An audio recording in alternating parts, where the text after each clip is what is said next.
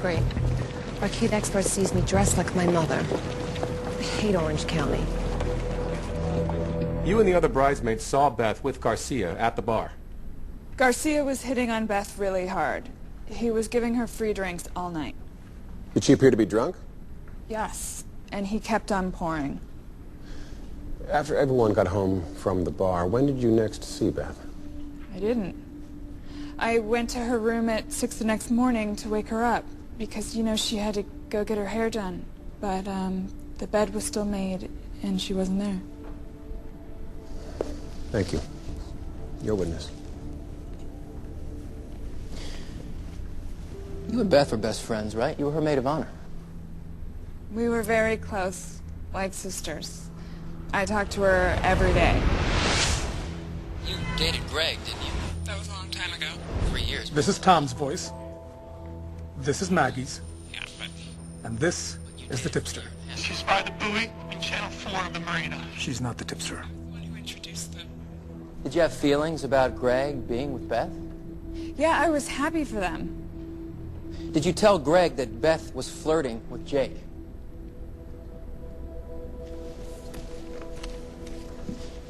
These are the hotel phone records. You called Greg in his hotel room at 2 in the morning. Is that when you told him about Beth and Jake? Yes. Why would you do that? Why would you tell him his fiancée had gone back to a bar to see a man she had been flirting with? I didn't do it to be mean. I don't know why I did it. Mr. Hall, your son Greg was devastated when Beth didn't show up for the wedding. But 2 days after Beth disappeared, you asked for your deposit back for the ballroom of the hotel. It was a lot of money. You also asked Beth to sign a prenuptial agreement. I was trying to protect Greg and the family. Is that because Greg's first wife walked away with $10 million of your family trusts? It must have made you furious when that happened, didn't it? Didn't make me happy? Did Beth sign the agreement? No. So this wedding was a risk for you. If they got divorced, you could be out millions, right? Only if they got divorced. Which they easily could have. That's why you wanted Beth to sign the... The vocal pitch and the pronunciation of vowels are similar. Is it a match? I need more data.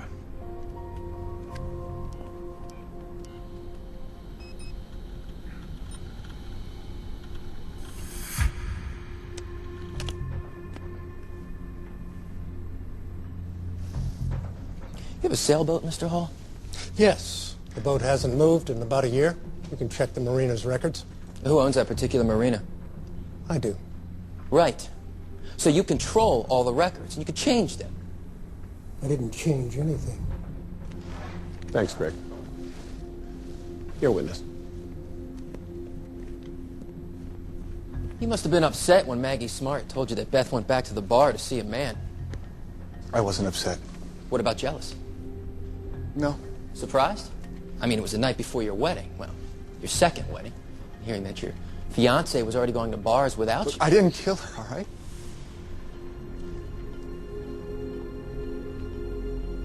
No further questions. I didn't kill her, right? We know who told the police where to find Beth's body. This is the voice pattern of the anonymous tipster. This is Maggie Smart. The pitch and the intonation of the two samples are very different. This is Walter Hall.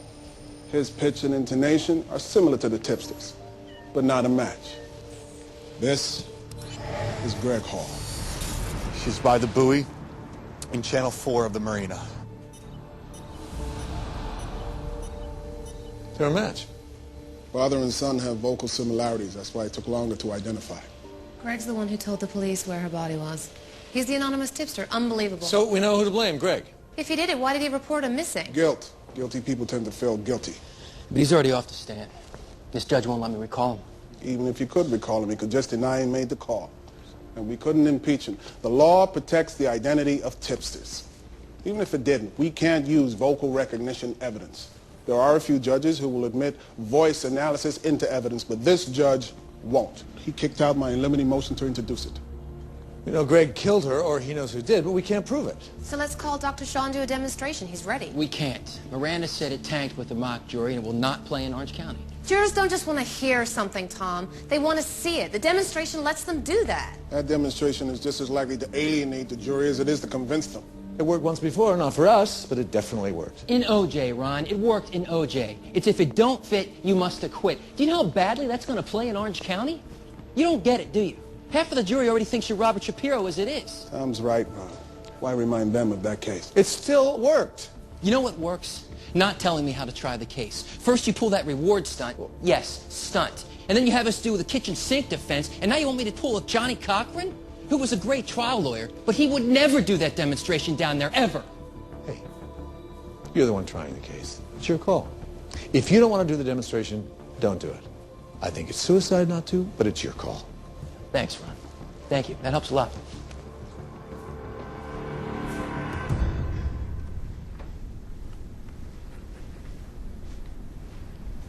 You ever feel like Ron manipulates you? All the time. How'd you think he got me to join his firm? It's time to call your shot, Tom.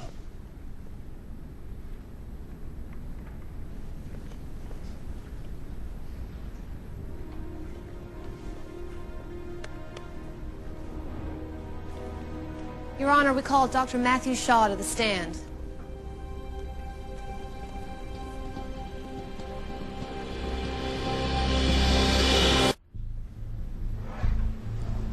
Doctor, in your opinion, what caused the bruises on Beth's neck? They were made by the hands of the person who strangled her. As you can see, there are marks consistent with how someone would have placed their hands around Beth's neck. The marks are also located exactly where the damage to her larynx and spine was. Dr. Shaw, is it possible to see a 3D image of those bruises? Yes. Using a technique called photogrammetry, I scanned all the photographs of the different angles of the bruising on Miss Conway's neck into a computer. The program takes those images and creates a three-dimensional picture. Now, Doctor, could you explain the exhibit that's set up in the courtroom? Yes. I've created a to-scale model of Beth Conway's torso. It has sensors directly underneath the surface designed to register body heat and pressure. Now, those sensors then transmit a signal to this computer, which in turn transforms that information into a visual image that can be laid over the same 3D model you see on the screen. Mr. Garcia, would you approach the exhibit, please?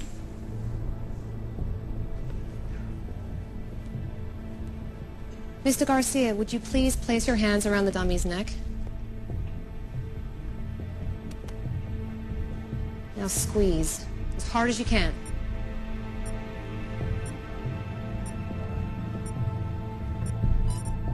Now, if you'll wait just a moment, you'll see Mr. Garcia's handprint appear.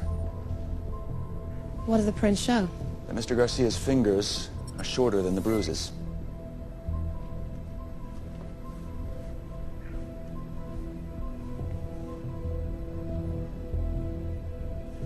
Your Honor, I ask the court to command Greg Hall step into the well of the courtroom.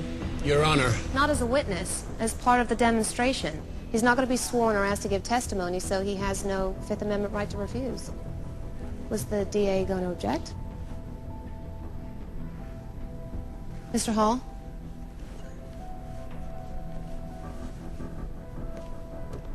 I'd like my client to stand next to Mr. Hall and face the jury. Gentlemen, would you each raise one hand and hold it up for the jury to see?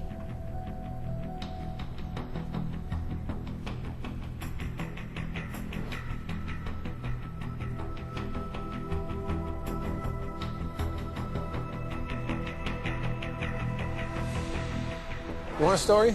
Here's a story. Jake Garcia wanted to sleep with Beth. He left Lagunas with her. He was the last person to see her alive. Her blood was found in his car. She refused him. He killed her. Means, motive, opportunity. End of story. You know, it's not a Hollywood story.